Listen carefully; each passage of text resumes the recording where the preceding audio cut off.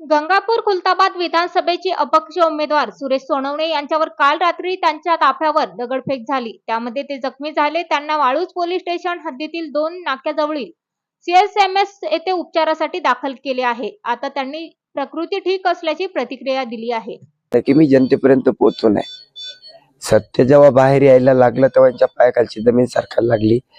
मला तर आता हे वाटायला लागलं, माझ्या हल्ल्यामुळे जो वडिलावरती ऍक्सिडेंट झाला होता, त्यांचं जे ऑपरेशन झालं ते पण जाणून बुजून त्यांनी ऍक्सिडेंट केला होता आणि त्यांचं पण पाय त्या ठिकाणी फ्रॅक्चर झाला। त्याच्यात माझे 5-10 दिवस दवाखान्यात गेले। त्याच्यानंतर अशा घटना त्या ठिकाणी घडतायत आणि आता मला मतदानाच्या 2 दिवस अगोदर फक्त थांबवण्याचा प्रयत्न चालू आहे आणि मला लवकरात लवकर सुट्टी भेटली तर मी परत जनतेमध्ये आहेच। काय वाटतं हे कोणी केलं असेल? काय काय मी मला एक गोष्ट सांगतो, दोघांच्याही पायाखालची जमीन सरकली। दोघही 15 आणि 17 वर्षाचे आमदार आहेत। एक गाडीच्या मागे लागतो ते कार्यकर्ते। मला आता माहित पडलं, रात्री माझ्या लासूरच्या कार्यकर्त्याला पण मारण्यात आलं। हा तुम्ही किती लोकांना मारणार, किती थांबवणार आणि कोणाकोणाचे तोंड बंद करणार? सत्य बाहेर येणारच आहे। आरोप आहे दोन्ही पार्ट्यांनी मला वाटतं जनतेत जावं आणि जनतेसोबत त्या ठिकाणी बोलावं।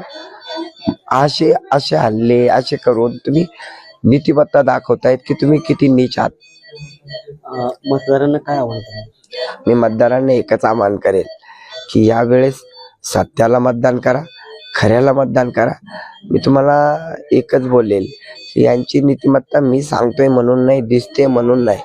15 आणि 17 वर्षाची तुम्ही आठवा आणि एकदा पूर्ण ताकदीने मतदान करा। सगळ्यांना सांगा, कारण वेळ कमी आहे आता। कदाचित मला आता 1 दिवस त्यांनी इथं थांबवलंय म्हणजे मी कितीतरी गावापर्यंत अजून पोहोचला असतो।